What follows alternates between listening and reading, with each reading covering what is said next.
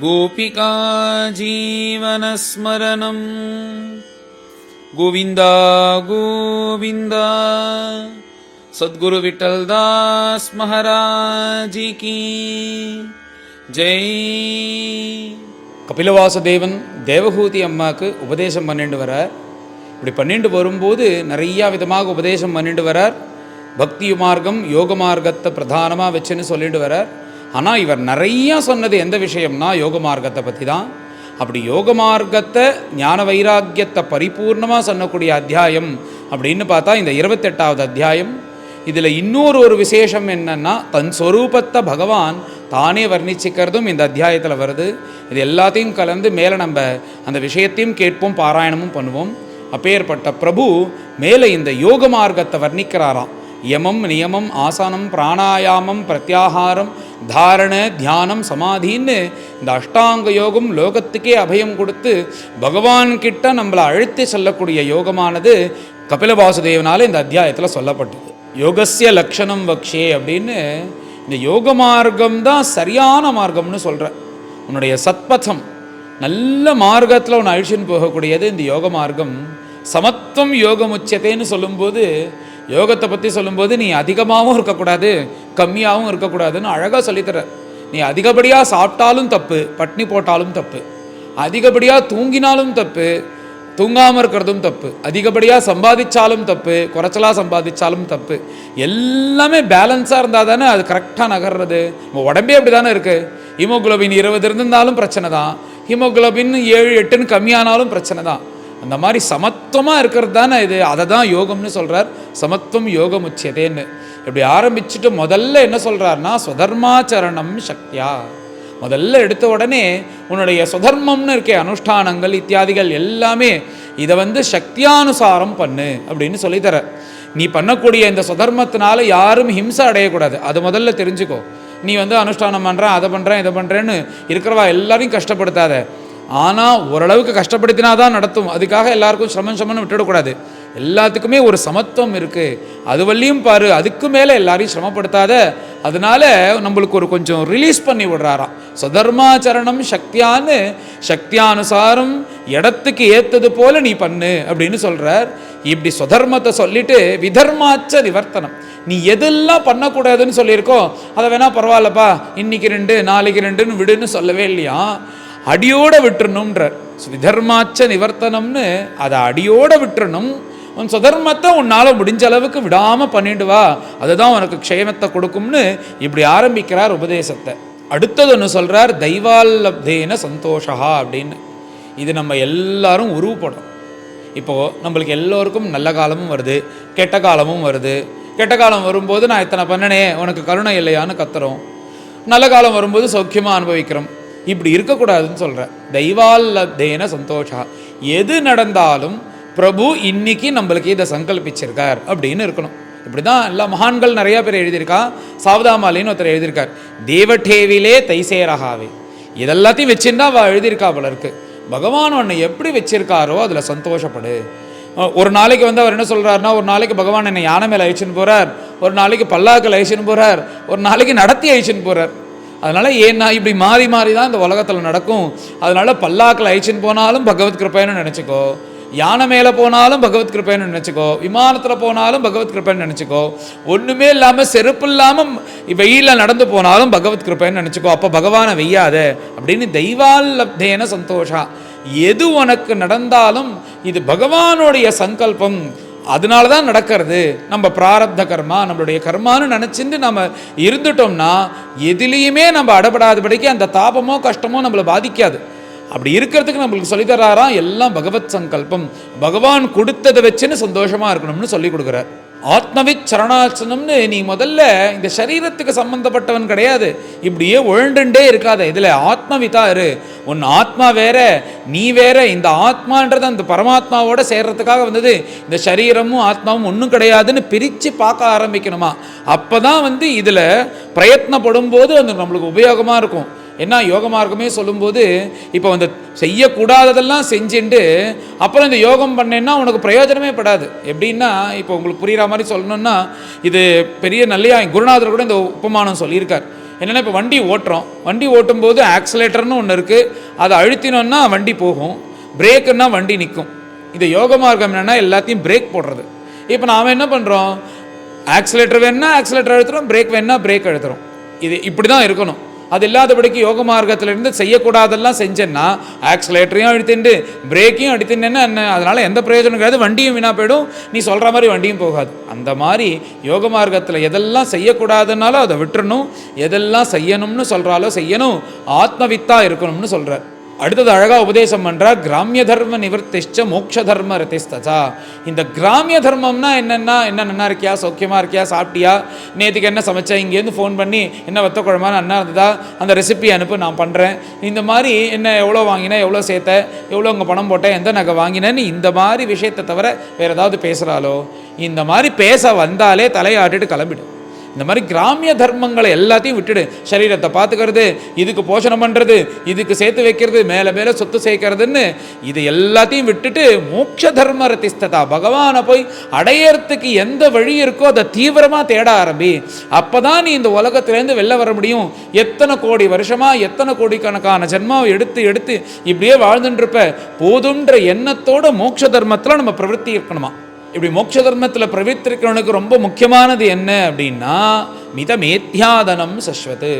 ஆகாரத்தில் கொண்டு வைக்கிறார் கையை. ஏன்னா ஆகாரம் ரொம்ப ரொம்ப ரொம்ப ரொம்ப முக்கியம். நீ நிறையா சாப்பிட்டாலும் இடைஞ்சல் தான், குறைச்சலாக சாப்பிட்டாலும் மயக்கம் வரும். அதனால் மிதமேத்யாதனம் சஸ்வத்து, சமமாக சாப்பிட்ணுமா.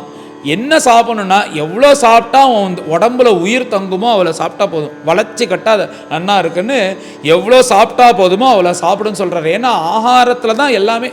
அதனால தான் ஆகார நயமும் ஸ்வயம் பாக்கம்னு பெரியவா சொன்னது. என்னென்னா மடியாக சாப்பிட்றதுனா ஸ்வயம் பாகம் பண்ணி சாப்பிட்றது தான் மடி. அதனால் ஸ்வயம்பாகம் பண்ணி சாப்பிடு. ஸ்வயம்பாகம் பண்ணி சாப்பிடும்போது நீ சமைக்கிறதுனால குறைச்சலாக சமைப்பேன், இன்னொருத்தரை சமைச்சாதான் நிறைய ஐட்டம் பண்ணுன்னுவேன். அதனால் நீயே சமைக்கும் போது உனக்கு அலுப்பாக இருக்கும், குறைச்சலாக தான் சமைப்பேன். ஏதோ இன்றைக்கி இவ்வளோ பசிக்க அடங்கினா போதும்னு இப்படி சாப்பிட ஆரம்பிப்போம், நம்ம ஒரு டிசிப்ளைனுக்கு வருவோம். அதனால தான் பெரியவாலாம் மகா பெரியவாலும் ஸ்வயம்பாகம் பண்ணி சாப்பிடணும்னு சொன்னது. அதனால் மித மேத்யாதனம் சஸ்வத்துன்னு சாப்பாடில் கொண்டு வைக்கிறார். ஒன்று சரீர ஜீவன் தங்குறதுக்கு எவ்வளோ ஆகாரம் வேணுமோ அவ்வளோ சாப்பிடு. அடுத்தது ஒரு விஷயம் சொல்கிறாராம், விவிக்த க்ஷேம சேவனம். அழகான விஷயம் என்னென்னா, நீ இப்படியே கஜ கஜ கஜ கஜ கஜ கஜன்னு எல்லாருக்கூடையும் சிரித்து பேசிட்டு குடும்பத்தில் இருந்துட்டே இருக்காதப்பா. இப்படி இருந்துட்டே இருந்தன்னா அஜ்ஞானத்தில் வீணாக போயிடுவே. எப்பயாவது உனக்கு எப்பப்பெல்லாம் சமயம் கிடைக்கிறதோ யாருக்குமே சம்மந்தப்படாமல் ஒரு இடத்துக்கு போயிடு. உன் காரியத்தை முழுக்க நீ தான் பார்த்துக்கணும், யாரும் உனக்கு உபகாரம் பண்ணக்கூடாது. அப்படி இருந்துட்டு நீ பகவானை பற்றி யோசிக்கணும், உன்னை பற்றி யோசிக்கணும். இந்த உலகத்திலேருந்து எப்படியாவது மேலே போகணும்னு இப்படி உனக்கு நீ டைமை ஒதுக்கிண்டு யாருக்கிட்டையும் போயிட்டு யாரும் உன்னை தொடர்பு கொள்ளக்கூடாது. அந்த மாதிரி ஒரு இடத்துக்கு போயிட்டு உன்னை பற்றி யோசிச்சுட்டு அப்பப்போ நீ இந்த மாதிரி பண்ணு. அப்போ தான் இந்த உலகத்துலேருந்து உன்னால் விரைய விட முடியும்னு சொல்கிற. அதனால் என்ன பண்ணணும்னா இப்படியே இருக்காதபடிக்கு நம்மளுக்குன்னு ஒரு டைம் ஒதுக்கிண்டு யாருக்கும் நான் போயிட்டு வரேன்னு மாத்திரம் சொல்லிடுங்க, கவலையாக இருக்க போகிறா. அதனால் எங்கேயாவது போயிடணும், யாரும் தொடர்பு கொள்ளாதபடிக்கு. அந்த இடத்துக்கு போய் நம்ம காரியத்தை நம்ம பார்த்துட்டு தியானம் பண்ணிட்டு பாராயணம் பண்ணிட்டு பகவத் சம்பந்தமாக ஈடுபடணும்னு சொல்லித்தரார் நம்மளுக்கு. இப்படி இந்த யோக மார்க்கத்தெல்லாம் சொல்லினவர் இப்போ எப்படி ஆரம்பிக்கிறார்னா படிப்படியாக சொல்லிக் கொடுக்குறார். யம நியம ஆசன பிராணாயாம பிரத்யாகாரம் தாரண தியானம் சமாதின்னு அஷ்டாங்க யோகத்தை சொல்லிக் கொடுக்குறார். மேலே பண்ணக்கூடிய ஆசனம் பிராணாயாமம் பிரத்யாகாரம் தாரண தியானம் சமாதி எல்லாத்துக்கும் அடிப்படை எதுன்னா யமம் நியமம். இது அஸ்திவாரம். யமம் நியமம்னா என்னன்னு மேலே சொல்கிறேன். இதை நம்ம சரி பண்ணிக்காமல் மேலே எதை பண்ணினாலும் இதனுடைய பலனானது பரிபூர்ணமாக நம்மளுக்கு கிடையாது. அது என்னென்னு முதல்ல சொல்கிறார். முதல்ல எடுத்துக்கிறதே அஹிம்சை. இந்த உலகத்தில் இருக்கிற யாருக்கும் நான் ஹிம்சை கொடுக்க மாட்டேன்னு வச்சுக்கோ. உன்ன மாதிரி தானே மற்ற பேரும். உனக்கு கஷ்டமாக இருந்தால் அவர்களுக்கும் கஷ்டம்தான். அதனால் யாருக்கும் நன்றால் ஹிம்சை வரக்கூடாது அப்படின்றத நீ சங்கல்பமாக வச்சுக்கணும்னு சொல்கிற. அடுத்ததாக சத்தியம், உண்மையை பேசணுன்றார். உண்மைன்றது ரொம்ப ரொம்ப ரொம்ப முக்கியமாக யோக மார்க்கத்தில். விளையாட்டாக கூட பொய் சொல்லிடாத அப்படின்றார். ஏன்னா அதுக்கு ஒரு அபியாசம் வந்துடும். இப்படி விளையாட்டாக சொல்ல ஆரம்பிச்சோன்னா அப்புறம் என்னைக்கா ஒரு தடவை சொல்லுவோம். அப்புறம் என்ன ஆகுன்னு பார்த்தா இப்படி விளையாட்டாக சொன்ன பொய் சரளமாக பொய் சொல்கிற அளவுக்கு கொண்டு விட்டுருமா. பொய் மாத்திரம் அதில் பாதாளத்துக்கு கொண்டு போயிடும். அதனால் பொய் சொல்லவே கூடாது. பொய் சொல்லக்கூடாதுன்னு சொல்கிறத விட உண்மையை பேசுன்னு நம்ம மனசை நேர்மையாக இருக்கிறதுக்கு நம்ம ட்ரெயின் பண்ணுமா. இந்த நேர்மை மாத்திரம் இல்லைன்னா இந்த யோக மார்க்கம் நம்மளுக்கு பலன் கொடுக்கவே கொடுக்காது. உண்மையை பேசணுன்றது ரொம்ப முக்கியம்னு சொல்கிறார். அஸ்தேயம்னு அடுத்த ஒரு அழகான ஒரு குணம். அஸ்தேயம்னா என்னென்னா திருடாமை. திருடாமைன்னா நான் யாரையும் எதுவும் திருடுறதில்லை சார், நான் உழைச்சி சம்பாதிக்கிறேன், என்னுடைய காசு, நான் எதுக்கு திருடணும், எனக்கு என்ன தலையெழுத்தா, நான் நேர்மையானவன்னா. திருடாமைன்னா என்னென்னா பலவிதமாக இருக்குது. இப்போது உனக்கு தேவையில்லாத பொருட்கள் நீ எது வச்சுக்கிறோ அது எல்லாம் திருட்டு தான். மகாபெரிவா ஒரு விஷயம் சொன்னாலே, உனக்கு ஒரு விஷயம் வேணும்னா 7 நாள் பாரு, 7 நாளுக்கு அப்புறமா அது தேவைப்பட்டதுன்னா அதை வாங்கு. நீ முதல் நாள் இல்லை 2வது நாள் கஷ்டமாக தான் இருக்கும், 3வது நாளும் கஷ்டமாக தான் இருக்கும், பல்ல கடிச்சுன்னு இரு. இப்படி இருந்துட்டேன்னா பழக ஆரம்பிச்சிருவோம். அந்த 7 நாளுக்கு அப்புறமும் என்னால் இதால் இருக்க முடியலன்னு உனக்கு தோணினதுன்னா அப்போ அந்த பொருளை வாங்கு, அது வரையும் வாங்காதன்னு மகாபெரிவா சொல்கிறா. இப்போ எப்படி இருக்குன்னா, நம்மளை பொருளை வாங்க வைக்கிறதுக்காக தானே எத்தனை அட்வர்டைஸ்மெண்ட்டும் நடக்கிறது. போட்டால் ஆன்லைனில் தட்டினா கொண்டு வந்து ஆதிலே கொடுத்து கையில் கொடுத்து பிரிச்சுட்டு போயிடுறான். அதை எடுத்து வைக்கிறோம், இந்த மாதிரி செலவு பண்ணி அதை பார்த்தா ஒரு 10 நாளுக்கு அப்புறம் பார்த்தா இது தேவையா அப்படின்னு நம்மளுக்கு தோண ஆரம்பிக்கிறது. இப்படி தான் 90% எல்லாருக்கும் ஆற்றுல இருக்குது. அதனால் இப்படி ஒரு அபியாசத்தை கொண்டு வா. அஸ்தேயம்னா என்னென்னா, தேவையில்லாத எது சேர்த்தாலும், ஆகாரம் பசிக்காத போது சாப்பிட்ற ஆகாரம், தேவையில்லாத சேர்க்கிற பொருட்கள், தேவையில்லாத சேர்க்கிற பணம், இது எல்லாம் திருட்டுல தான் சேருமா. அதனால இந்த யோக மார்க்கத்தில் போறவன் இப்படி தான் இருக்கணும் அப்படின்னு சொல்லிட்டு சொல்லி கொடுக்குறார். அடுத்ததாக யாவதர்த்த பரிகிரகா, நீ வாழறதுக்கு எவ்வளோ பணம் வேணும், அடிப்படையாக வாழறதுக்கு அந்த பணம் சம்பாதி போதும். சும்மா உலகத்தையே வலிச்சு பெரிய பிஸ்னஸ் மேனாக ஆகணும்னா அது தனி. ஆனால் நீ யோக மார்க்கத்தில் பகவானை அடையும்னு தீர்மானம் பண்ணிட்டே ஆனால் அப்போ நீ இப்படிலாம் சம்பாதிச்சுன்னா அதுக்கு தான் சமயம் சரியாக இருக்கும். பகவான்கிட்ட மனசை செலுத்தணும்னா உனக்கு அடிப்படையாக வாழறதுக்கு என்ன பணம் வேணுமோ அவளை சம்பாதி போதும் அப்படின்னு சொல்கிற. அடுத்ததாக பிரம்மச்சரியத்தோடு இருன்ற. பிரம்மச்சரியம்னா என்ன? கல்யாணம் பண்ணிக்காமல் இருக்கிறதான்னா, கல்யாணம் பண்ணிக்காமல் இருக்கிறது பிரம்மச்சரியம் இல்லை. உன்னை பஞ்ச இந்திரியத்தையும் அடக்கணும். பிரம்மச்சரியம் கல்யாணம் பண்ணிட்டு இருக்கலாம். பிரம்மச்சரியன்னா வெறும் அது ஒரு விதமான இந்திரிய அடக்கம், அவ்வளோதானே தவிர இது கல்யாணம் பண்ணிட்டு எத்தனையோ பேர் பிரம்மச்சரியத்தோடு இருந்திருக்கா. கல்யாணம் பண்ணிக்காமல் இருக்க முடியாது உலகத்தில், அதான் வாஸ்தவம். நீ கல்யாணம் பண்ணிக்கணும், எல்லாம் உன் கடமைக்காக செய்யணும், பிரம்மச்சரியத்தோடு இருக்கணும். போராதுக்கு இந்த இந்திரியங்கள்லாம் பிடிச்சி எல்லா இடத்துலையும் இழுக்கிறதோனும். இந்த ரெஸ்டாரண்ட்டில் அதை சாப்பிட்லாம், இங்கே இந்த காஃபி நன்னா இருக்கும், அந்த படம் நன்னா இருக்குது, இந்த சினிமா நன்னா இருக்குது, இந்த பாட்டு நன்னா இருக்குது அப்படின்னு ஒவ்வொன்றும் ஒவ்வொரு இடத்துல பிடிச்சி இழுக்கிறத இந்திரியந்தெல்லாம் போதும்னு நீ 10 சினிமாவுக்கு போறியா, அதை 5 சினிமாவாக ஆக்கு. இப்போ 10 பாட்டு கேட்குறியா, அது 5 பாட்டாக ஆக்கு. இப்படி கொஞ்சம் கொஞ்சமாக இந்த இந்திரியத்தை அடக்கிறது தான் பிரம்மச்சரியம். எல்லா இந்திரியத்தையும் அடக்கி கொஞ்சம் கொஞ்சமாக கொண்டு வந்தேன்னா அது உன் வசத்துக்கு வந்துடும். இது போட்டால் சரியான, இந்த படம் பார்த்தானா திருப்பி இது பார்க்கணும்னு தோணாது, இந்த பாட்டு கேட்டானா இது பார்க்கணும்னு தோணாது, இதை சாப்பிட்டா போதும்னு தோணும்னு நினச்சி நீ பண்ணேன்னா அது அந்த சமயத்தில் சமணம் ஆகுமே தவிர அது இன்னும் பூதாகாரமாக ஆகுமே தவிர நீ இந்திரிய நிகிரகம் பண்ணலைன்னா இந்த இந்திரியமானது அடங்காது அப்படின்னு கொஞ்சம் கொஞ்சமாக அதை அடக்குன்னு சொல்லித்தரார். அதுக்கு பிரம்மச்சரியம். அடுத்தது தபஸ்வியா இருக்கணும்ன்ற. தபஸ்னா என்ன அப்படின்னா, உனக்கு எது பண்ணினா உன் மனசானது சுத்தியாகிறதோ அது உனக்கு தபஸ். உனக்கு பாராயணம் பண்ண பிடிச்சிருக்குன்னா பாராயணம் பண்ணிட்டே இரு, இல்லை உனக்கு கதை கேட்க பிடிச்சிருக்குன்னா கதை கேட்டுட்டே இரு, இல்லை உனக்கு பஜனை பண்ண பிடிச்சிருக்குன்னா பஜனை பண்ணிட்டே இரு, இல்லை கோவிலுக்கு போக தான் உனக்கு பிடிச்சிருக்குன்னா கோவிலுக்கு போ, அர்ச்சனை பண்ணுறதா உனக்கு பிடிச்சிருக்குன்னா அதை பண்ணு. ஆனால் உன்னை பிடிச்சிக்கோ, விடாமல் பண்ணு, தபஸ்வியா இருன்னு சொல்கிறார். அடுத்தது சௌச்சம், ஆச்சாரம் ரொம்ப ரொம்ப முக்கியன்ற. ஆச்சாரம்னா ஒதுங்கின்னு எல்லாருமேலையும் படாமல் இருக்கிறது இல்லை, சுத்தமாக இருக்கிறது முதல்ல. ஆச்சாரம்னா என்ன? சாஸ்திராயச்ச சுகாயச்சன்னு எல்லாம் சுத்தமாக இருக்கு. கார்த்தாலேருந்து ஸ்நானம் பண்ணணும்னா ஸ்நானம் பண்ணாதான் உடம்புல இருக்கிற அழுக்கு போகும். மடியை கட்டி ஏன் கட்டிக்கணும்னா மேலே வெள்ளைன்னு நல்ல சுத்தமாக இருக்கக்கூடிய வஸ்திரத்தை எடுத்து மேலே வளர்த்தி அதை கட்டிக்கணும். எல்லா ஆச்சாரமும் எங்கன்னா சுத்தத்தில் தான் ஆரம்பம். எனக்கு என்ன சார், நான் எல்லாத்தையும் விட்டுட்டா நான் அப்படியா இருந்தாலும் இருப்பேன் இப்படின்னு சொல்லிட்டு சில பேர் சுற்றின்னு இருப்பான், ஊழலாக இருப்பான். அவன் தன்னைத்தானே ஏமாற்றிக்கிறான். உனக்கு காஃபி தெரியறது, டிஃபன் தெரியறது, பசி தெரியறது, மற்ற விவகாரங்கள்லாம் தெரியறது ஒன்றும். அப்போ நீ சுத்தமாக இருந்தால் ஆகணும். இப்போ நீ ஞானியாக ஆகலை, ஞானியாக ஆனதுக்கப்புறம் எப்படி வேணாலும் இருக்கலாம். ஆனால் எல்லாம் தெரியும் போது சுத்தமாக இருந்தால் ஆகணும். இந்த வெளியில் சுத்தமாக இருக்க தான் மனசு சுத்தமாக ஆரம்பிக்குமா. அதனால சௌச்சம் ஆச்சாரம் ரொம்ப முக்கியம்னு சொல்கிற. அடுத்ததாக சுவாத்தியாயம் இருக்கக்கூடிய வேதம், வேதோக்தமாக இருக்கக்கூடிய தர்மங்கள், வேதத்தினுடைய அர்த்தம், இது எல்லாத்தையும் எல்லாரும் தெரிஞ்சுட்டு வேதம் எப்படி சொல்லியிருக்கோம் அப்படி நம்ம வாழ்க்கையை நடத்தணும் அப்படின்னு சொல்லி கொடுக்குறார். அடுத்ததாக ரொம்ப ரொம்ப ரொம்ப முக்கியமான விஷயம், மௌனமாக இரு அப்படின்ற. இந்த மௌனமாக இருந்தாலே பாதி ப்ராப்ளம் சால்வ். இந்த மௌனத்தை நம்ம அனுஷ்டானம் பண்ணாததுனால தான் நிறைய பிரச்சனைகள் வருது உலகத்தில். கோபத்தில் ஏதாவது கத்திடுறோம், அதனால அதை சரி பண்ண வேண்டியிருக்கு, எத்தனையோ ப்ராப்ளங்கள் வருது. இது எல்லாத்துக்கும் என்ன ஒரே வழின்னா மௌனத்தை போடு. 10 கேள்வி கேட்டேன்னா 2 கேள்வி பதில் சொல்லு. என்ன கேட்க போகிறா? சாப்பிட்டியா, தூங்குனியா, என்ன சமைச்ச, அதோட இது அனுப்பி எனக்கு அனுப்பு, நான் பார்க்குறேன் இப்படின்னு என்னத்தை பண்ணினா அவள் வந்தாலா இவள் வந்தாலான்னு இந்த விவகாரத்தினுடைய பேச்சு தானே இது. பேசி பேசி பேசி பேசி இத்தனை ஜென்மா நாம் என்னத்தை கண்டோம்? திரும்ப திரும்ப திரும்ப திரும்ப ஜென்மா பிறக்கிறோம், கஷ்டத்தை அனுபவிக்கிறோம், பிறக்கிறோம் காலமாறோம்னு இப்படியே தானே இருக்குது. அது எல்லாத்துக்கும் இந்த கிராமிய தர்மமாக இருக்கக்கூடிய பேச்சு தான் காரணம். அதனால் 10 கேள்வி கேட்டேன்னா 2 கேள்விக்கு பதில் சொல்லு. 16வது கேள்வி கேட்காம அவளே கிளம்பிடுவா. இது சொன்னதுனால ஒரு பிரயோஜனம் இல்லை. அதனால இப்படி நீ வெளியில் மௌனமாக இருக்க ஆரம்பிச்சிட்டாலே மனசும் அடங்க ஆரம்பிக்கிறோம்.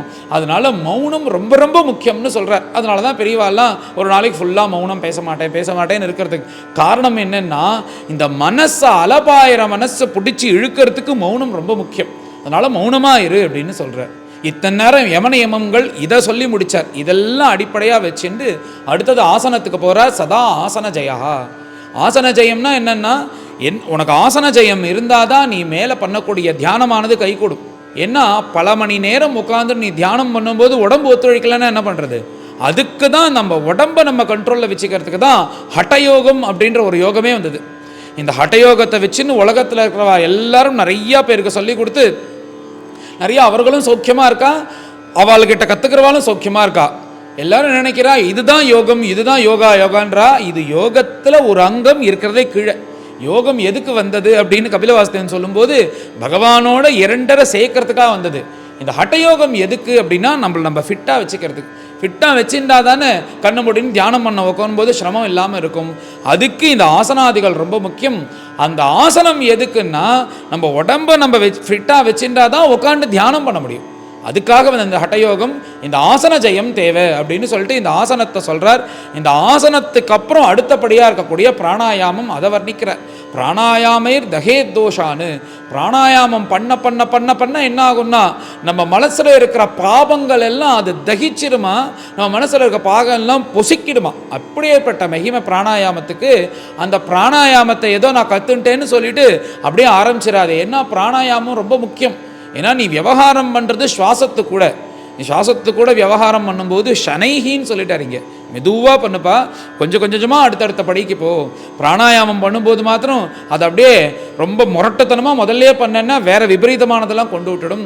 அதனால் பிராணாயாமம் பண்ணும்போது நீ ஜாகிரதையாக ஷனைஹி மெதுவாக ஒருத்தர்கிட்ட தெரிஞ்சுட்டு ஆரம்பிக்கணும். இப்படி பிராணாயாமம் பண்ணுறது எதுக்குன்னா, இந்த மனசு அலபாயிரதோன்னு அந்த மனசை அலபாயிரதை பிடிச்சி இழுக்கிறதுக்கு இது ஒரு ரொம்ப உயர்ந்த சாதனையம். இப்படி குதிரை போகிறதுன்னா அந்த குதிரையை கண்ட்ரோல் பண்ணுறதுக்கு ஒரு கடிவாளம் வச்சுட்டு இந்த வலது பக்கம் இடது பக்கம் வச்சுட்டு இந்த ஓட்டுறோம் சாரதி ஓட்டுறானோ, அந்த குதிரையாகிற மனசை கண்ட்ரோல் பண்ணது போலையா இந்த கடிவாளம் போலையா இந்த பிராணாயாமம். இந்த பிராணாயாமத்தை வச்சுட்டு அலபாயிர மனசை கொண்டு வந்து உள்ளே சேர்த்துடலாம். இந்த பிராணாயாமம் ரொம்ப முக்கியம்னு சொல்கிறார். அடுத்தது பிராணாயாமத்துக்கு அடுத்த நிலையாக இருக்கக்கூடிய பிரத்யாகாரம். பிரத்யாகாரம்னா என்னன்னா, அங்கங்கே இந்திரியம் பறக்கிறதே, அது வேணும் இது வேணும் அது வேணும் இது வேணும். இந்திரியத்தை நிகிரகம் பண்ணி அந்த பிராணாயாமத்தினால மனசை அடக்கி உள்ளே கொண்டு போகிறதுக்கு பிரத்யாகாரம் அப்படின்னு பேர். பிரத்யாகாரத்தினால இந்த மனசை உள்ளே கொண்டு போயிட்டு அப்புறம் கொண்டு போன மனசை நிறுத்தணுமோனோ அதுக்கு தாரணை அப்படின்ற பேர்.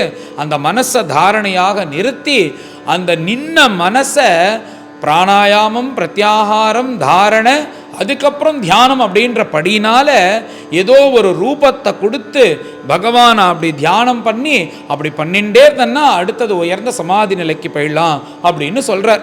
இந்த தியானத்துக்கும் சமாதிக்கும் வித்தியாசம் உண்டு. இந்த தியானம்னா என்னென்னா, அடக்கின மனசை இப்படி உள்ளே இருக்கிற மனசை அந்த தியானம் கொடுக்கும்போது எப்படி இருக்கும்னா, இப்போ ஒரு தீபத்தை ஏற்றி வைக்கிறோம்னு வச்சுக்கோங்க. அது காற்றெல்லாம் இருக்கிற இடத்துல எப்படி இருக்கும், இங்கேருந்து வரும்போது காற்று இந்த பக்கம் வீசும், அந்த பக்கம் வீசும்போது அந்த காற்றுக்கு ஏற்றது போல் அந்த தீபம் அங்கும் இங்கும் அசையும். அப்படி அசைகிறது தான் தியானம். நீ ரூபத்தை கொடுத்துட்ட அப்படி அசைஞ்சுட்டே இருக்கும்போது அது அங்கங்கே போகும் வரும், திரும்ப ரூபம் அந்த ரூபத்துக்கு போகும் வரும், விவகாரத்தில் சுத்தும் வரும். இது தியானம். இப்போது அதே தீபத்தை ஒரு கூண்டு மாதிரி மேலே வச்சுட்டோன்னா அது எப்படி அசையாமல் சித்திரத்தில் எழுதினது போல் ஒரே ரூபத்திலேயே எரிஞ்சின்னு இருக்கோ, அப்படி அசையாதபடிக்கு ஒரே ரூபத்தில் எரிஞ்சின்னு இருக்கிற அந்த நிலை தான் சமாதி. அந்த சமாதி ஸ்திதிக்கு போயிட்டோம்னா நம்ம மனசு அலையாமல் ஒரே இதுவே இருக்கும். அந்த நிலையில் போய் நம்ம தியானம் பண்ணிட்டோம்னா நம்மளை பற்றி நம்ம கவலைப்பட வேண்டாம். பகவான் சீக்கிரமே நம்மளுக்கு சாட்சாத்காரம் பண்ணுறதுக்கு வந்துடுவார். அதுக்கு தான் இந்த யோக மார்க்கமானது வந்ததுன்னு சொல்லிட்டு இதை சொல்லிட்டு திரும்பவும் இந்த பிராணாயாமத்துக்கு ஒரு பிரத்யேகமான ஒரு விஷயத்த சொல்கிறார். பிராணாயாமத்தினுடைய பெருமை என்னன்னா, முன்பே சொன்னது போல நம்மளுடைய பாவத்தெல்லாம் பொசுக்கி தள்ளிடுமா. எப்படி பொசுக்கி தள்ளும் அப்படின்னு பார்த்தா, இந்த மனசுன்னு ஒரு அழுக்கு இருக்கணும். மனசுக்குன்னு உள்ள அழுக்கு தான் காம, குரோத, லோபமோக, மதம், ஆச்சரியம். இது உடம்புல இருக்க அழுக்க சூப்பை போட்டுன்னு போக்கிடுறோம். இந்த மனசாகிற அழுக்க போக்குறதுக்கு தான் இந்த பிராணாயாமம். இது எப்படி போக்கும்? இந்த மனசில் இருக்க அழுக்கு இருக்கக்கூடிய பாபம் கஷ்டத்தையும் எப்படி போக்கும்னா, எப்படி ஒரு அக்னியானது வயத்துக்குள்ளே இருக்கிற அக்னியானது நம்ம சாப்பிட்ட சாப்பாடை வாயுவோடு சேர்ந்துட்டு அதை அப்படியே அழித்து அந்த சாப்பாடை அழித்து எனர்ஜியாக நம்மளுக்கு கொடுக்குறதோ, அதே போல் இந்த பிராணாயாமம் பண்ணும்போது இந்த பிராணாயாம பலத்தினால இந்த பாபத்தை பொசுக்கி அதையே நம்மளுக்கு புத்துணர்ச்சியாக கொடுத்து நம்ம பாபத்தை போக்கி நம்மளை நிர்மலமாக ஆக்கிடுறதா இந்த பிராணாயாமம். அதுக்கு பிரத்யேகமாக சொல்லி பிராணாயாமத்தினால மனசை அடக்கி இந்த சமாதி ஸ்திதியில் தியானம் பண்ணும் அப்படின்னு சொல்லிட்டு மேலே எப்பேற்பட்ட பிரபுவை தியானம் பண்ணுன்னு அந்த பகவத் ரூபத்தை வர்ணிக்க ஆரம்பிக்கிறார். இப்படி மந்தஹாசத்தோடு கருணா கட்டாட்சத்தோடு இருக்கிற பகவானை எப்படி தியானம் பண்ணணும்னா 2 விதமாக சொல்லித்தரா. ப்ரூமத்தியே திருஷ்டி, நாசாகிரே திருஷ்டின்னு 2 விதம். இப்போ தியானம் பண்ணும்போதே நம்ம கண்ண மூடின்னு உட்காண்டோன்னா அலப்பாயிர மனசை அடக்கிறதுக்கு இது ஒரு வழி. இப்போ அது அப்படியே நம்ம தியானம் பண்ணும்போது ப்ரூமத்திய திருஷ்டியை நம்ம கொண்டு போனோம்னா மனசு ஒருமைப்பாடு, ஏகாகிர சித்தம் நம்மளுக்கு சுலபமாக கிடைக்கும். அதை 2 விதமாக பண்ணலாம். ஒன்று ப்ரூமத்திய திருஷ்டியை கொண்டு போடலாம், அடுத்தது நாசாகிரே திருஷ்டின்னு இந்த மூக்குனுடைய நுனியில் பார்க்கறது போல அந்த பிரபுவை பார்த்து நீ தியானம் பண்ணேன்னா இந்த அலபாயிர மனசுக்கு ஒரு ஏகாகிர சித்தமானது கிடைக்கும். இது எல்லாத்தையுமே நீங்கள் பொறுமையாக பண்ணணும். ஒரு காலம் நான் இவர் சொல்லிட்டாரு கதையிலன்னு சொல்லிட்டு அப்படியே உட்காந்துட்டு மனசை கஷ்டப்படுத்தாதபடிக்கு அப்படி பண்ணால் ஒரு அரை மணி நேரத்துக்கு அப்புறம் தலைவலிக்க ஆரம்பிச்சிடும்.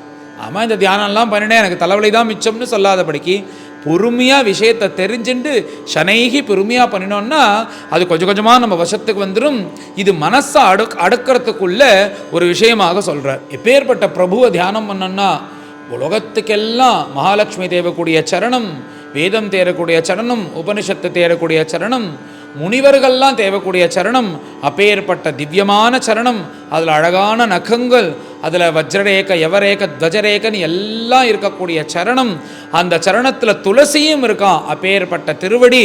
அதுக்கப்புறம் அப்படியே மேலே வந்தால் பகவானுடைய ஜானு முழங்கால், அப்படியே கொஞ்சம் மேலே வந்தோன்னா பகவானுடைய அழகான இடுப்பு, அதில் அப்படியே பீதாம்பரம், அப்படியே கொஞ்சம் மேலே வந்தால் பகவானுடைய அழகான அந்த நாபி, அப்படியே இன்னும் கொஞ்சம் மேலே வந்தோன்னா பகவானோட அழகான மார்பு, விஸ்திருதமான வக்ஷஸ்தலம், அதில் மகாலட்சுமி சதுர்புஜம், பகவானோட அழகான கண்டம், பகவானோட அழகான மந்தஹாசம், பகவானுடைய அழகான அந்த மூக்கு, பகவானுடைய நீண்ட கண்கள், விஸ்தாரமான பாலம் நெற்றி, அதில் கஸ்தூரி திலகம், பகவானுடைய கிரீட்டம், சர்வ பாபம் போகக்கூடிய மகர குண்டலம். இப்பேற்பட்ட பகவானை நீ தியானம் பண்ணணும். அப்போ தியானம் பண்ணும்போது என்ன சொல்கிறாருன்னா, இப்படிப்பட்ட பகவானை நீ தியானம் பண்ணுறியோன்னோ, அப்போ பண்ணும்போது ஏதோ வயசான பகவானை தியானம் பண்ணாத அப்படின்றார். பகவான் நல்லா எவ்வளமாக இருக்கிற பகவானை தியானம் பண்ணு. நீ எதுக்கு பகவானை தியானம் பண்ணுற? உனக்கு அனுகிரகம் பண்ணணும் தானே தியானம் பண்ணுற. வயசான கிழவரால் எவ்வளோ சீக்கிரமாக வர முடியும்? மெதுவாக தானே வருவார். அப்படி நீ தியானம் பண்ணினா வயசான பகவானுக்கு இந்த கிரீடம் இது எல்லாத்தையும் வச்சு தியானம் பண்ணினா மனசு லயிக்குமோ? லயிக்காது. சொல்லும்போது சொல்கிறாராம், நல்ல எவ்வளமாக இருக்கக்கூடிய பகவானை தியானம் பண்ணு, அப்போ தான் நீ கூப்பிட்டா சீக்கிரம் வருவார் உனக்கு அனுகிரகம் பண்ணுறதுக்குன்னு. இப்படி தியானம் பண்ணிவிட்டு மேலே பகவானை நீ எப்படி வேணாலும் தியானம் பண்ணு அப்படின்ற. அப்பேற்பட்ட எவ்வளமாக இருக்கக்கூடிய பிரபுவை எப்படி வேணாலும் தியானம் பண்ணான். பகவான் நின்றுன்னு இருக்கிறது போல் தியானம் பண்ணு, பகவான் நடக்கிற மாதிரி தியானம் பண்ணு, பகவான் உட்காண்டிருக்கிற மாதிரி தியானம் பண்ணு, பகவான் பத்மநாப சுவாமி படுத்துன்னு இருக்கிற மாதிரி தியானம் பண்ணு. ஆனால் நீ தியானம் பண்ணணுன்றது தான் அவசியம்னு இத்தனையும் சொல்லி கொடுத்துட்டு நம்மளுக்கு இத்தனை பண்ணி மனசு அடங்கலைன்னா சுலபமான ஒரு வழியை சொல்லி கொடுக்குறாராம். என்னன்னா, இப்போ மனசனுடைய தன்மை என்ன? பறந்துட்டே இருக்கிறது தானே மனசனுடைய தன்மை. ஒரு விஷயத்தை மாத்திரம் யோசிச்சுட்டு உட்கார மாட்டேங்கிறது. அப்படி உட்கார ஆரம்பிச்சோன்னா யாரோ நம்மளை பிடிச்சி அம்மறது போல இருக்குது, இந்த உலகமே நம்மளை விட்டு போகிற மாதிரி இருக்குது, பயந்துன்னு கண்ணை திறந்துடுறோம். இப்படி தானே இருக்குது உலகத்தில். அப்படி மனசானது பறந்துட்டே இருக்குது. இந்த பறக்கிற மனசுக்கு என்ன பண்ணணும்னா அது கூட பறந்துட்டே அதை பிடிச்சி இழுக்கணும். அதுக்கு ஒரு சூப்பரான வழி என்ன சொல்லி தரார்னா, இந்த பகவானுடைய சரித்திரத்தை நினைச்சுக்கோ. வைகுண்ட லீலா வித்யானம்னு. எப்படின்னா, எப்பேற்பட்ட பிரபு ஜெய விஜயர்களுக்கு அனுகிரகம் பண்ணுறதுக்காக பகவான் வராக அவதாரத்தை எடுத்தார்.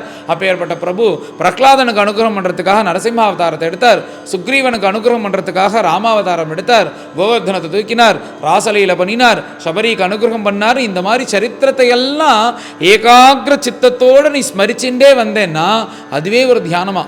இப்படி பகவானை குறித்து ஸ்மரிச்சுட்டே இந்த பக்தர்களோட நினைக்கும் போது இது ஒரு தியானமாக மாறுகிறது. இதுவே ஒரு ஏகாக்கிர சித்தத்தை கொடுக்கறது. உனக்கு மனசு அடங்கலைன்னா நீ இந்த மாதிரி தியானம் பண்ணலாம் அப்படின்னு நம்மளுக்கு பலவிதமாக தியானத்தை உபதேசம் பண்ண பிரபு இந்த கபில வாசுதேவன். இப்படி இல்லையா அந்த தியான யோகத்தை வர்ணிச்சுட்டு அப்பேற்பட்ட பிரபுவை எப்படி இருப்பார்னு மேலே பகவான் தன் வாக்குனாலேயே இதை தன்னுடைய ஸ்வரூபத்தை வர்ணிச்சிக்கக்கூடிய இந்த பகவானுடைய ஸ்தோத்திரமானது மேலே வருது. ஏன்னா வைகுண்டவாசியாக இருக்க பிரபு கர்தம பிரஜாபதிக்கும் தேவகூதிக்கும் தானே ஆசைப்பட்டு பிறந்து இப்போ தேவகி அம்மாவுக்கு உபதேசம் பண்ணும்போது நீ யாரை தெரியுமாம்மா தியானம் பண்ணும், நீ அதை பண்ணணுமா இதை பண்ணணுமான்னு யோசிக்காத, மேலே நான் ஒரு வர்ணனை வர்ணிக்கிறேன், இந்த வர்ணனையை வச்சுன்னு நீ தியானம் பண்ணு, இது பண்ணினாலே போதும் நீ கரையறில்லான்னு அம்மாவுக்கு சொல்லி கொடுக்குறாராம். அம்மாவுக்கு சொல்வது போல நம்மளுக்கு சொல்கிறார். சாட்சாத் வைகுண்டவாசியாக இருக்கக்கூடிய பிரபு தன்னுடைய ஸ்வரூபத்தை தன் வாக்குனாலே சொல்லக்கூடியது. அதான் இந்த ஸ்தோத்திரத்தினுடைய பெருமை.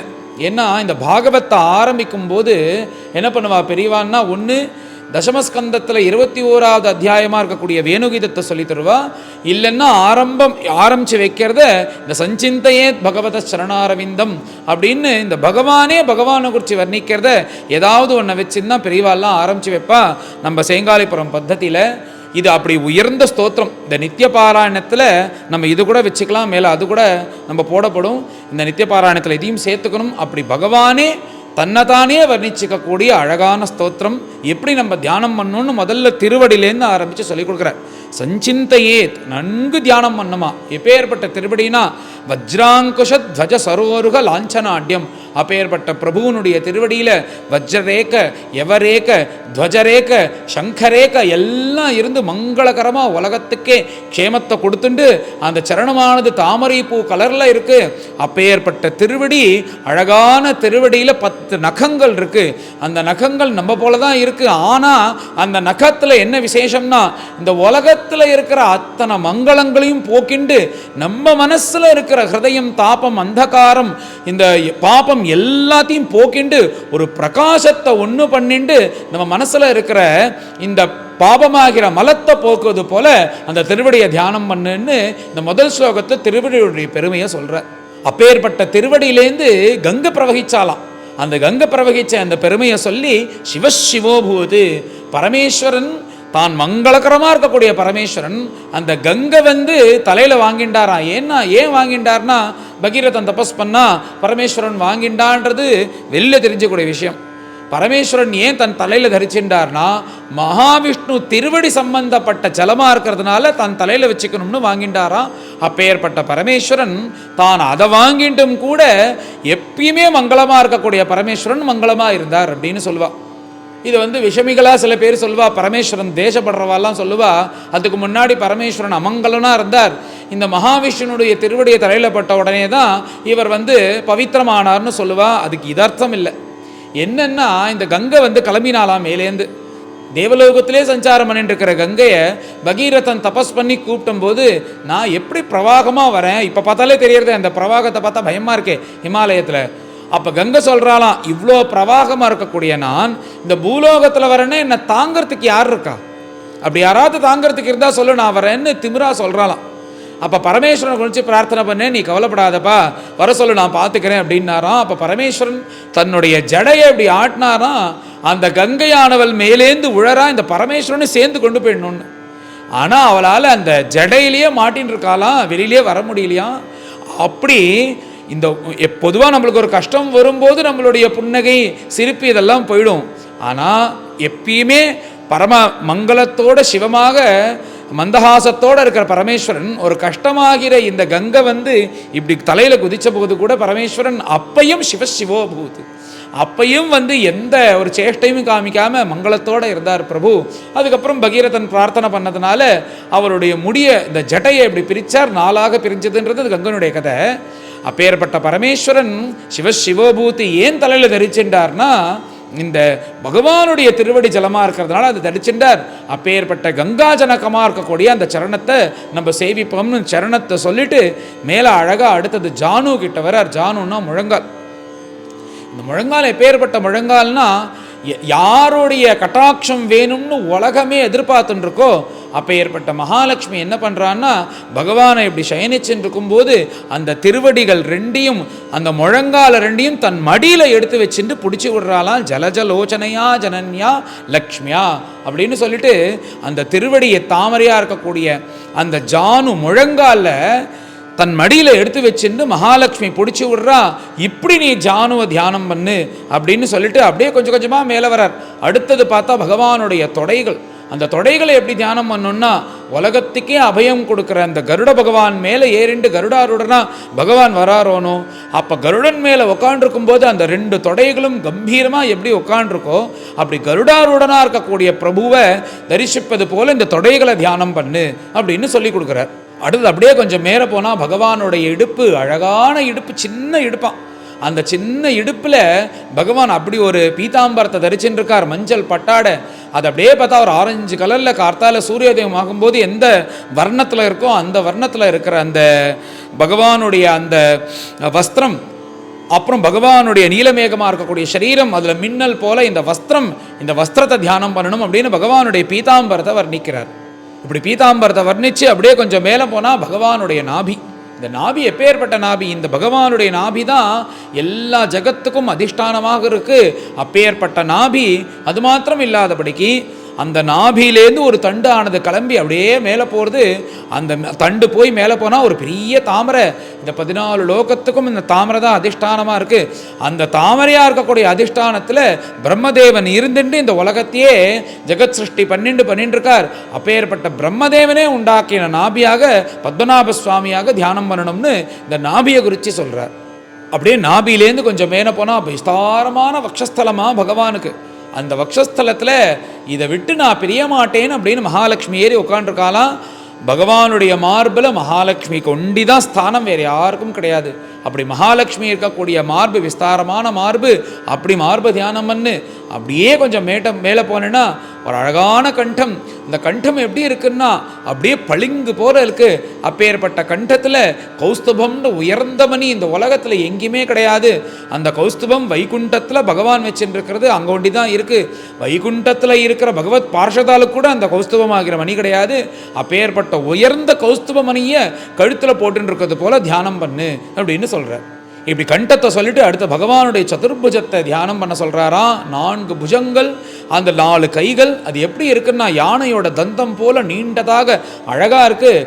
அந்த 4 கைகளும் சங்கம், சக்கர, கத, பத்மம்னு 4 விஷயத்தை வச்சுருக்க.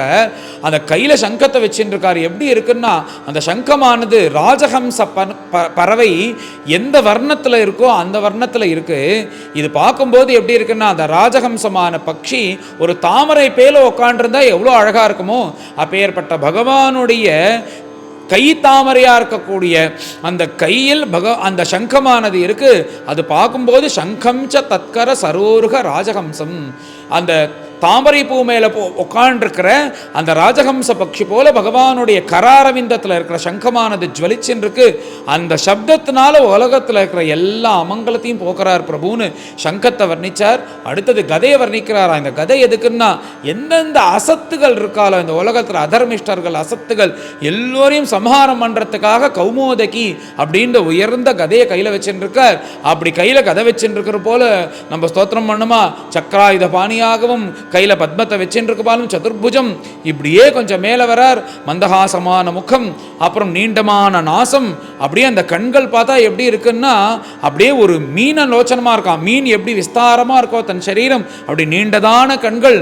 போராதுக்கு காதில் மகர குண்டலமா. இந்த மகர குண்டலத்தை பார்த்தாலே சர்வ பாபமும் போகும் அப்படின்னு சொல்லிட்டு வர்ணிக்கிறார். அப்படி சர்வ பாபத்தையும் போகக்கூடிய மகர குண்டலம். அப்படியே மேலே போனால் கிரீட்டம்.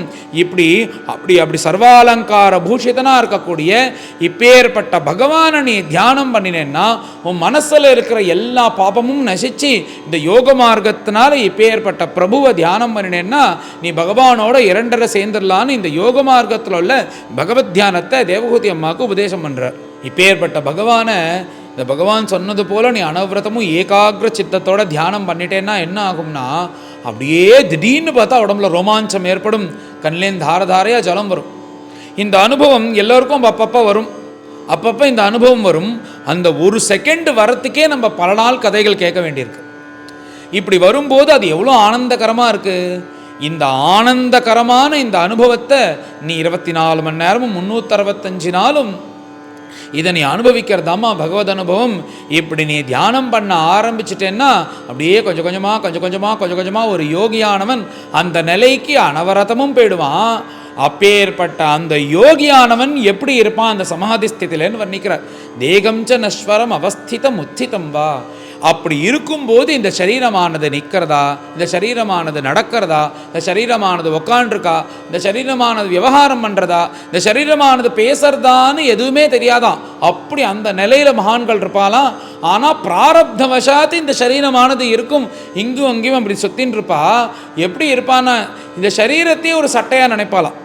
இப்போ நம்மளுக்கு பொதுவாக நம்மளுக்கு புரிகிற மாதிரி சொல்லணும்னா, நாம் இருக்கோம், நம்மளுக்கு வேணும்னா ஒரு சட்டையை போட்டுக்கிறோம். அந்த சட்டையை போட்டுன்னு இருக்கும்போது வேண்டாத போது தூக்கி எரிஞ்சிடறோம். அந்த சட்டை வேற நாம வேறன்ற எண்ணம் நம்மளுக்கு எப்பயுமே இருக்கணும். இந்த சட்டை வேற நாம வேற, இந்த சட்டை நம்மளுக்கு வேணுங்கும் போது பிரயோஜனமாக இருக்குது, அது பிரயோஜனம் ஆனதுக்கப்புறம் அதை தூக்கி போட்டுடுறோம். எப்படி நம்மளுக்கு இந்த சட்டை வேற இந்த சரீரம் வேற, இதுவும் நானும் ஒன்றும் கிடையாது அப்படின்ற ஒரு எண்ணம் நம்மளுக்கு இருக்கோ, அதே மாதிரி மகான்களுக்கு இந்த ஆத்மா வேற இந்த சரீரம் வேறன்னு நினைப்பா. இந்த சரீரத்தையே ஒரு சட்டையை தான் நினைப்பா அப்படின்னு சொல்கிறாராம். அப்படி சொல்லிட்டு ஒரு உதாரணத்தை சொல்கிறார். என்ன சொல்கிறாருன்னா, மதிரா மதாந்தாக, எல்லாருக்கும் புரியது போல சொல்கிறார். இது உபமானம் பார்த்தா ஹீனமாக இருக்கும். பொதுவாக உதாகரணன்றது எதுக்கு, நம்மளுக்கு புரியறதுக்காக சொல்கிறது தான் உதாகரணம். அதனால் நம்மளுக்கு புரியணும்னா நம்மளுக்கு பிரம்மானுபவம் ஆத்மானுபூத்தின்னு சொன்னால் யாருக்கு புரியுறது? அதனால் புரியறது போல் சொல்லணும்னா, நல்ல குடிகாரன் குடிச்சிட்டான்.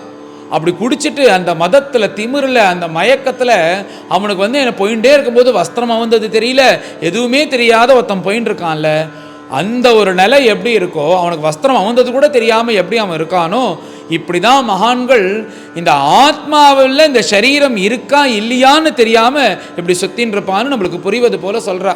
புரியறது எதுக்குன்னா, இந்த மாதிரி சொன்னால் தான் நம்மளுக்கு புரியும்.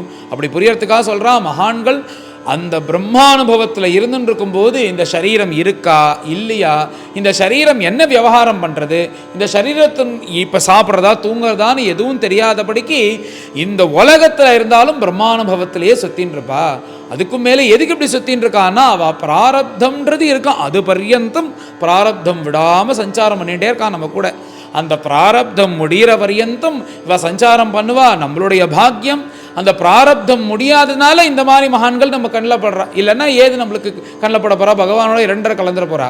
சுகாச்சாரியாளுக்கு அந்த பிராரப்தம் இருந்ததுனால தானே அது பர்யந்தம் இந்த உலகத்தில் சஞ்சாரம் பண்ணினார்.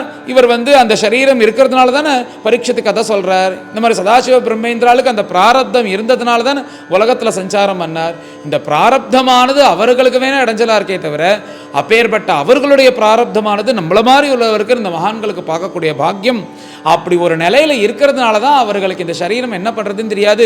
மேலே ஜடபரதருடைய கதை வரப்போகிறதே, அவர் அந்த அம்பாள் முன்னாடி போய் உட்கார்றார், தலை வெட்டுறதுக்காக கத்தி எடுத்துன்னு வரான், அப்படியே உட்காந்துருக்கார். ஏன்னா இந்த சரீரம் என்னது இல்லை அப்படின்னு நினச்சிட்டு இருக்கிறவருக்கு அவருக்கு என்ன தோன்றது தான், எப்பா இது உன்னோடதான் பாருனா, இது என்னோடது இல்லைன்னா இதை என்னட்டு வச்சுக்கோன்னா, இல்லாதெல்லாம் என்கிட்ட கொடுக்காத நீயே வச்சுக்கோ நம்ம சொல்லிட்டுறோமோனோ. அந்த மாதிரி இந்த சரீரத்தை வெட்டுறாதுன்னா, வெட்டினா விட்டுட்டு போட்டோம், இது என்னோடது இல்லை, இல்லாததெல்லாம் நம்ம சேர்த்துன்னு வாழ முடியாது, நான் சுத்த ஆத்மஸ்வரூபி அப்படின்ற எண்ணம் வந்ததுனால அந்த மகான்கள் அந்த நிலையில் இருக்கா. அந்த நிலைக்கு இந்த யோகம் இந்த தியானமானது கொண்டு போயிடும். அப்பேற்பட்ட இந்த பகவான் நம்ம அனரவத்தனம் தியானம் பண்ணணும்னு இந்த யோக மார்க்கத்தை தேவகூதி அம்மாவுக்கு இந்த கபில வாசுதேவன் சொல்கிறார். ஒரு ஞானியோட லட்சணத்தை அதுக்கு மேலே ஒன்று சொல்கிறார். என்ன சொல்கிறான்னா, ஒருத்தன் நன்னா தூங்கிட்டு இருக்கான், தூங்கும்போது சொப்னம் பார்த்தா ஏதோ தன்னையே தன் தலையே வெட்டி கொண்டு போகிற மாதிரி, தான் ஏதோ மலையிலேருந்து விழற மாதிரி இப்படிலாம் சொப்னம் வருது. ஆனால் அந்த சொப்ன அவஸ்தையில் பார்த்தா சத்தியம்னு நினச்சேன்னு பயந்துடுறான். அந்த பயத்தில் அப்படி எழுந்துண்டா பார்த்தாச்சே இது சொப்னமா அப்படின்றது ஒன்றும் அந்த மாதிரி நிலையாம். இந்த சொப்னத்தில் இருக்கிறது போல் நாம் இந்த மாயையில் வாழ்ந்துட்டுருக்கோம். ஒருத்தன் முழிச்சுட்டா இதெல்லாம் அசத்தியம்னு எப்படி ஒருத்தனுக்கு தெரிஞ்சுன்றதோ, பகவத் கிருபையினால் இந்த தியானமானது இந்த ஒரு பகவத் தியானமானது யோகத்தினால பண்ணி அவன் முழிச்சுட்டான்னா அந்த சொப்னம் எப்படி அசத்தியம்னு தெரியறதோ, இந்த ஜெகத் அசத்தியம்ன்றது இந்த யோகத்தினால அவனுக்கு தெரிஞ்சிருமா. அப்பேற்பட்ட யோக மார்க்கம்னு இந்த யோக மார்க்கத்தினுடைய மகிமையை சொல்லி கொடுக்குறார். இப்படி இவன் இருக்கும்போது இந்த உலகத்திலே இருப்பான், பத்னி புத்திரர்களோடையும் இருப்பான், உலகத்தில் விவகாரமும் பண்ணிட்டு இருப்பான். ஆனால் தான் தனி இது தனி அப்படின்ற ஒரு எண்ணம் அவருக்குள்ளே இருந்துகிட்டே இருக்கும். பார்த்தா நம்மள மாதிரியே இருக்கிற மாதிரி தான் இருப்பா, ஆனால் பார்த்தா அவள் உள்ள மனசு வேற மாதிரி இருக்கும். எப்படின்னு உதாரணம் சொல்லும்போது, இந்த அக்னிக்கு பல ரூபங்கள் இருக்குது. அக்னி எரியும். அக்னி நல்ல சுவாதிஷ்டானமாக இருக்கக்கூடிய அரியானது நல்லா எரியக்கூடிய அக்னி, அது எல்லாருக்கும் தெரியும். ஆனால் அதே அக்னி மேலே ஆகாசத்தில் புகையாக போகிறது, புரியாக தெரிக்கிறது, தணலாக இருக்குது. இப்படி பலவிதமான ரூபம் அக்னி எடுத்துட்டாலும் அதுக்கு அதிஷ்டானமாக இருக்கிறது எதுன்னா நல்லா எரியக்கூடிய அக்னி.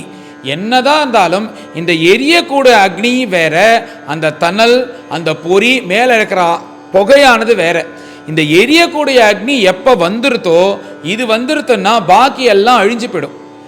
அது இருந்ததுன்னா புகைன்றது எரியும் போது இருக்காது. அது மேலே இந்த அக்னியானது எங்கே மறையிறதோ அங்கேயும் தானே புகை இருக்கும். அது மாதிரி இந்த அக்னி ஒன்று வியாபிச்சிருத்துன்னா பாக்கி எல்லாம் எப்படி போயிடுமோ அதே மாதிரி இவர்கள் ஆத்மாராமர்கள் இந்த சம்சாரத்தில் வாழ்ந்துட்டு இருந்தாலும் இவர்கள் ஆத்மஸ்வரூபமாக மாறுறதுனால இவர் இருக்கல் போல இருக்கும். இந்த ஆத்மஸ்வரூபத்தை தெரிஞ்சுட்டான்னா இது வேற அது வேறையா இருந்துருவார்கள். அவைகள் இருந்தாலும் கூட தான் வேற அது வேறன்னு இருந்துட்டு இது வந்ததுக்கப்புறம் இதுக்கு தான் முக்கியத்துவம் கொடுப்பா அப்படின்னு ஒரு அழகான உதாரணத்தை சொல்கிறார். இப்படி எல்லாத்தையும் சொல்லிட்டு கடைசியாக என்ன சொல்கிறாருன்னா, சர்வத்திர நான் இருக்கேன்னு பார்க்க ஆரம்பிமா. இப்படி பார்த்துண்டு இந்த மனசை அடக்கி நான் சொல்லக்கூடிய நான் சொன்ன இந்த விஷயத்தை எல்லாத்தையும் நீ அனுஷ்டானம் பண்ணிண்டு இப்படி பகவத் தியானம் மாத்திரம் நீ பண்ணிட்டு வந்துட்டேன்னா உன் ஜன்மாவை பற்றி நீ கவலைப்பட வேண்டாம், இது எல்லாம் அவனுடைய சங்கல்பத்தினால் நடக்கிறது அப்படின்ற ஒரு விஷயத்தை நீ அனவரத்தமும் மனசில் வச்சுண்டு எல்லாத்தையும் பகவத் ஸ்வரூபமாக பார்த்துண்டு வா அப்படின்னு சொல்லிட்டு அழகான உபதேசம். இந்த உபதேசம்ன்றது இது ரொம்ப பெருசாக தான் சொல்லியிருக்கேன் கொஞ்சம். ஏன்னா இதை எதை விடுறது எதை சொல்கிறதுன்னு தெரியல. இது எல்லாமே நம்மளுக்கு உபயோகமாக இருக்கக்கூடிய விஷயம். இந்த விஷயத்தை இதுக்கு இன்னொரு சந்தர்ப்பத்தில் சொல்லலான்னா நம்ம போகிற போக்கில் இவ்வளோ விஸ்தாரமாகவும் இந்த விஷயத்தை இந்த அத்தியாயத்தில் என்ன சொல்லியிருக்குன்றது சொல்கிறதுக்கும் அவகாசம் கிடைக்க மாட்டேங்கிறது. அப்பேற்பட்ட ரொம்ப முக்கியமான விஷயம். இப்போ நான் தான் முன்னாடி சொல்லணும், நம்ம வாழ்க்கையில் நம்மளுக்கு எத்தனையோ அப்பப்போ நல்லா இருக்கும்போது சுக்கியமாக இருக்கும், கஷ்டங்கள் வரும்போது என்ன பண்ணுறதுன்னு தெரியாமல் எல்லாரையும் திட்ட ஆரம்பிக்கிறோம், ஃப்ரஸ்ட்ரேஷன் வருது. அந்த மாதிரி சமயத்தில் இந்த மாதிரி அத்தியாயத்தெல்லாம் போட்டு கேட்கணும். அப்போ தான் நம்ம தாபமானது நம்மளை பாதிக்காமல் இருக்கும். இது எல்லாமே பகவத் சங்கல்பம். நம்மளை நம்பியா எல்லாம் நடக்கிறது. நாம் நினச்சிட்டு இருக்கோம் நம்ம குழந்தைகள் நாம தான் காப்பாற்றுறோன்னு, நம்ம அப்பா அம்மா நான் தான் காப்பாற்றுறோன்னு. எதுவுமே இல்லை, எல்லாம் தனக்குத்தானா ஏதோ ஒரு விதமாக இயங்கின்னு இருக்கு. நீ கருவியாக இருக்க அப்படின்ற எண்ணம், வைராக்கியம், அதுக்கப்புறம் பகவான் உன்னை எப்படி வச்சிருக்கானோ அதை பார்த்து நாம் சந்தோஷப்பட்டு அதில் திருப்தியாக இருக்கக்கூடிய எண்ணம். இந்த மாதிரி விஷயங்கள்லாம் இந்த மாதிரி அத்தியாயத்தை அடிக்கடி கேட்கணும். கேட்டதான் வரும். இந்த மாதிரி சமயத்தில் நாம் இந்த மாதிரி அத்தியாயங்களை பாராயணம் பண்ணோன்னா மனசு கஷ்டமாக இருக்கும்போது அந்த கஷ்டமானது நம்மளை பாதிக்காது அப்படின்னு இப்படி ஒரு இந்த அத்தியாயத்தினுடையது. இது பாதிக்காதான் பாதிக்குமான்றது இன்றைக்கே எனக்கு ஒரு உதாரணம் தெரிஞ்சிருது. என்னென்னா, இது இவ்வளோ பெரிய உபதேசம், இதை நான் சொல்லின்னு இருக்கேன். இது என்ன எடுத்து இது ரெக்கார்ட் பண்ணுறதுக்கு ரொம்ப மெனக்கட்டு ரெக்கார்ட் பண்ணணும். அப்படி ரெக்கார்ட் பண்ண ஆரம்பித்தா அது ஒரு 1.25 மணி நேரம் வழி ரெக்கார்ட் பண்ணிட்டேன். ரெக்கார்ட் பண்ணதுக்கப்புறம் பார்த்தா அது ஆடியோ ஒழுங்காக வரல. ஆடியோ ஒழுங்காக வரலன்னா 1.5 மணி நேரம் கதை சொல்லிவிட்டு ஆடியோ ஒழுங்காக வரலன்னா எப்படி இருக்கும்? திருப்பி புனச்ச பண்ணணும். இது ஏற்கனவே ஒரு தடவை சொல்லி செகண்ட் டைம் இப்போ நான் சொல்லியிருக்கேன். என்னன்னா, உண்மையாகவே இந்த அத்தியாயம் சொல்லி முடித்ததுனால எனக்கு கோபமே வரலை. இத்தனை நேரம் இதை சொல்லிவிட்டு தெய்வால்லப்தேன சந்தோஷகான்னு இதை சொல்லிவிட்டு நாம் கோவப்பட்டா என்னென்னு சுவாபாவிகமாகவே கோபம் வராமல் ஏதோ பகவத் சங்கல்பம் இப்படி நடக்கிறதுன்னு புனச்ச இதை ரெக்கார்ட் பண்ணியிருக்கேன். ஸோ இது என்னுடைய சுவானுபவத்திலேயே இது கொடுத்துருக்கு. அதனால் இதை எல்லோரும் பாராயணம் பண்ணணும், அப்பப்போ இதை அடிக்கடி கேட்கணும். அதே மாதிரி இந்த பகவத் ஸ்தோத்திரத்தையும் நித்திய பாராயணத்தில் வச்சுன்னு இதை பாராயணம் பண்ணிடணும். அழகான ஒரு ஸ்தோத்திரம், அப்பேற்பட்ட அழகான அத்தியாயம். இதை எல்லோரும் கலந்து மேலே பாராயணம் பண்ணி பகவானுடைய கிருபைக்கு பாத்திரமாக ஆகும். அச்ச அஷ்டாவிம்சோऽध्यायः. श्रीभगवानुवाच योगस्य लक्षणं वक्ष्ये सबीजस्य नृपात्मजे मनो येनैव विधिना प्रसन्नं याति सत्पथं स्वधर्माचरणं शक्त्या विधर्माच्च निवर्तनं दैवाल्लब्धेन सन्तोषः आत्मवित् चरणार्चनं ग्राम्यधर्मनिवृत्तिश्च मोक्षधर्मरतिस्तथा मितमेध्यादनं शश्वत् विविक्त नित्यक्षेमसेवनम् अहिंसा सत्यम्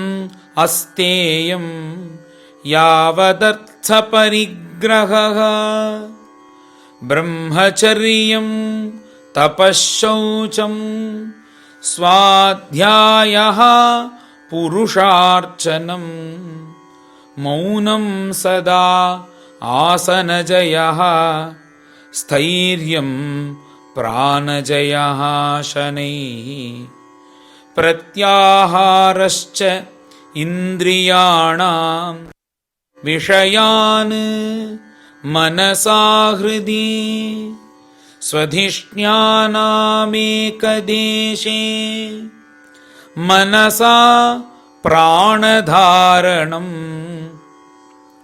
वैकुण्ठलीलाभिध्यानं समाधानं तथात्मनः एतैरन्यैश्च पथिभिः मनोदुष्टम् असत्पथम् बुद्ध्या युञ्जीतशनकैः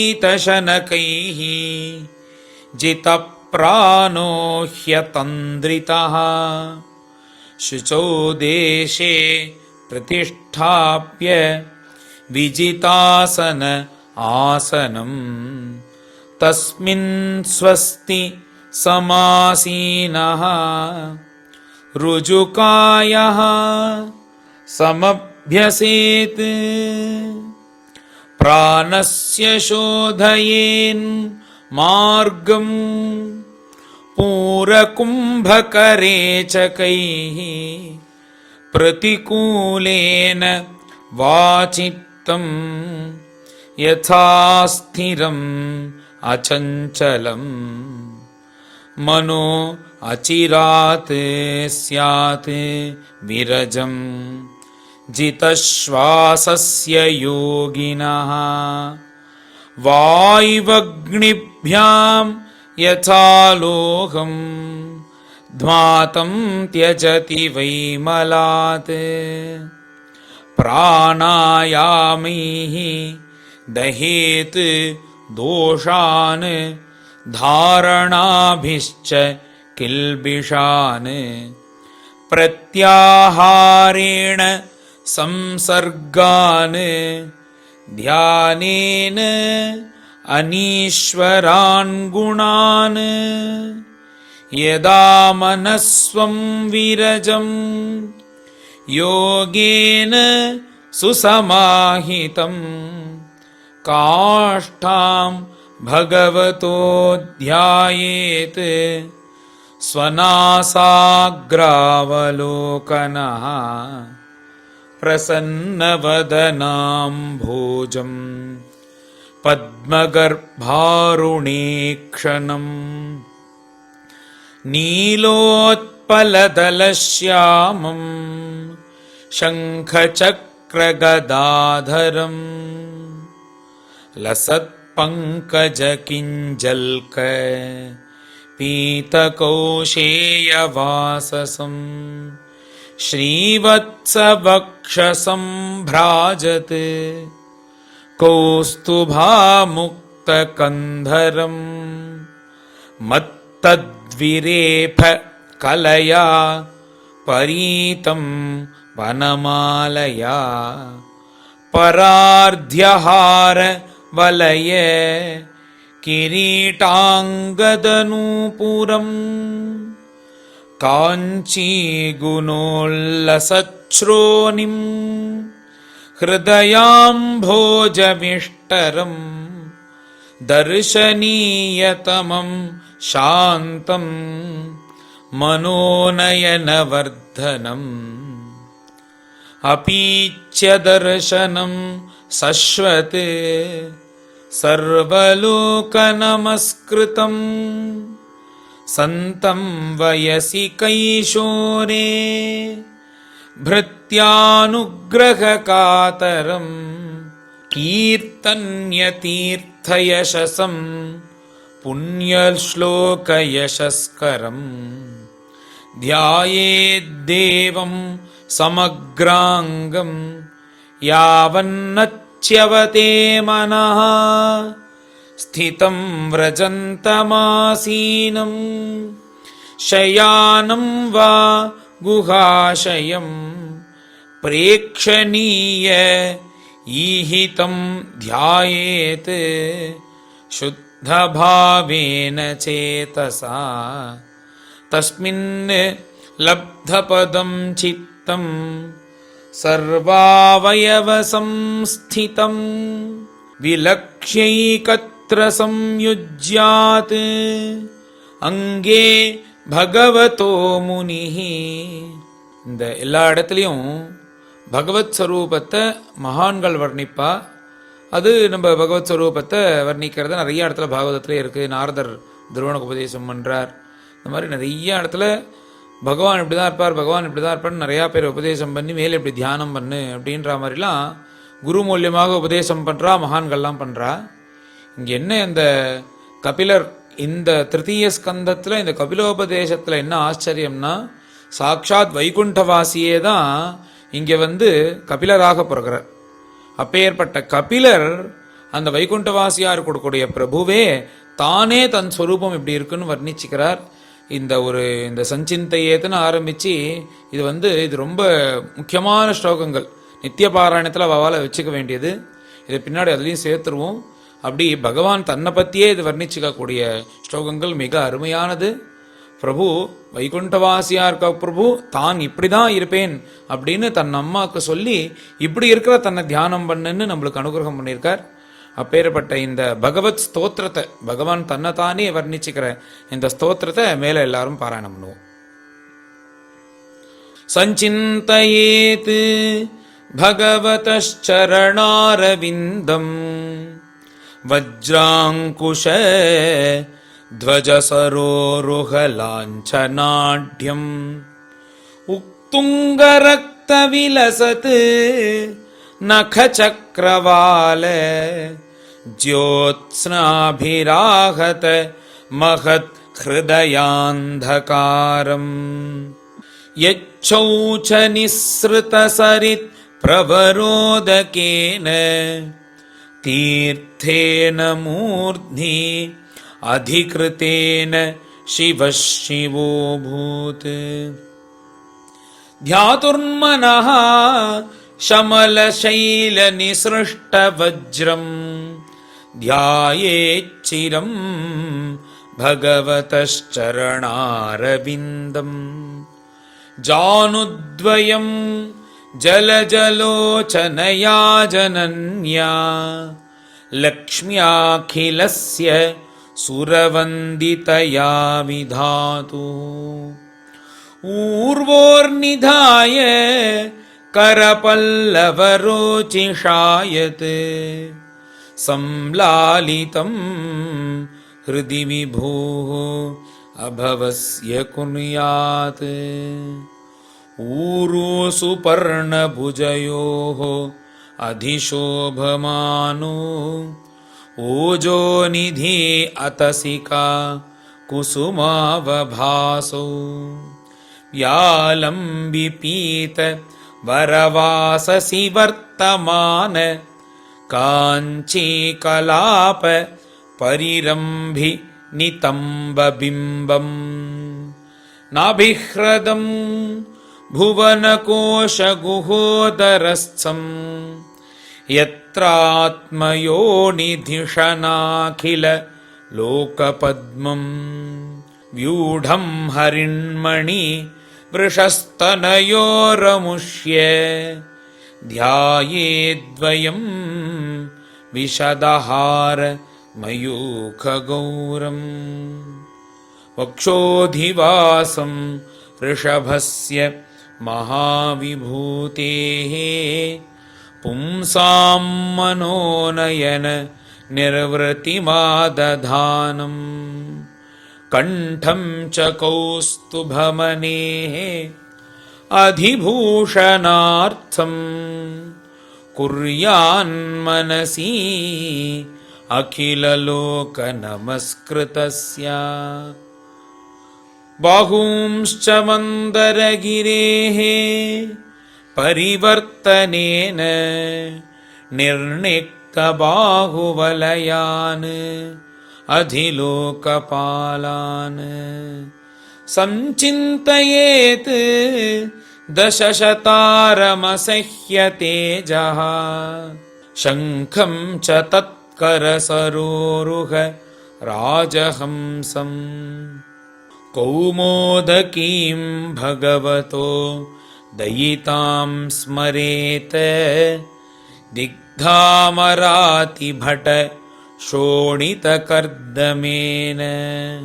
मालां मधुव्रतवरूथ गिरोपघुष्टां चैत्यस्य तत्त्वममलं मणिमस्य कण्ठे भृत्यानुकम्पितधियेह गृहीतमूर्तेः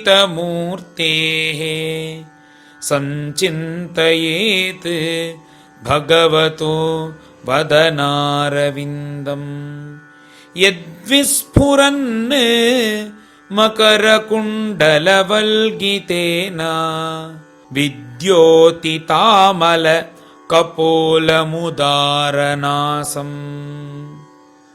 यच्छ्रीनिकेतमलिभिः परिसेव्यमानं भूत्या स्वया कुटिलकुन्तलवृन्दजुष्टम् मीनद्वयाश्रयम् अधिक्षिपत् अब्जनेत्रम् ध्यायेत् मनोमयम् अतन्द्रित उल्लसद्भ्रू तस्यावलोकमधिकम् कृपयाति घोर तापत्रयोपशमनाय निसृष्टमक्ष्णोः स्निग्धस्मितानुगुणितं विपुलप्रसादं ध्यायेच्चिरं विपुलभावनया गुहायाम् हासं हरेः अवनताखिललोकतीव्र शोकाश्रुसागर विशोषणमत्युदारम् सम्मोहनाय रचितं निजमाययास्य भ्रुमण्डलं मुनिकृते मकरध्वजस्य ध्यानायनं प्रहसितं बहुलाधरोष्ठ भासारुणायित तनुद्विजकुन्दपङ्क्ति ध्यायेत् स्वदेहकुहरे अवसितस्य विष्णोः भक्त्या आर्द्रया अर्पितमना न पृथक् दिदृक्षेத். இப்படி பகவான் தன்னைத்தானே வர்ணிச்சிக்கக்கூடிய இந்த ஸ்தோத்திரமானது ரொம்ப அழகா இருக்கு. 21வது ஸ்லோகத்திலேருந்து ஆரம்பிச்சு இந்த 33வது ஸ்லோக பரியந்தம் இதுக்கு பகவத் ஸ்துதின்னு பேர். இதையும் குறிச்சுண்டா இந்த நித்திய பாராயணத்தை பின்னாடி போடவும் படும்.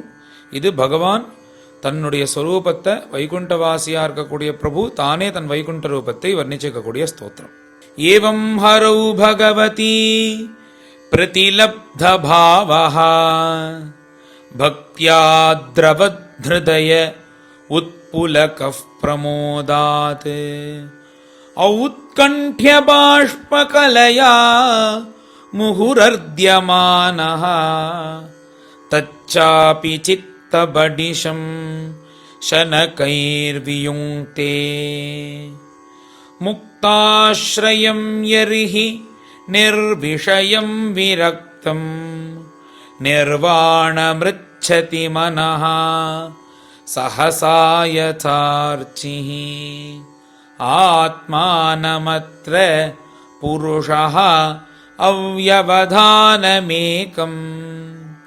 अन्वीक्षते प्रतिनिवृत्तगुणप्रवाहः सोऽप्येतया चरमया मनसो निवृत्त्या तस्मिन्महिं व्यवसितः सुखदुःखबाह्ये हेतुत्वमपि असति कर्तरि दुःखयोर्यत् स्वात्मन् विधत्त उपलब्धपरात्मकाष्ठः देहं च तं न चरमः स्थितमुत्थितं वा सिद्धो विपश्यति यतोऽध्यगमत्स्वरूपम् दैवादुपेतमथ दैववशादपेतम्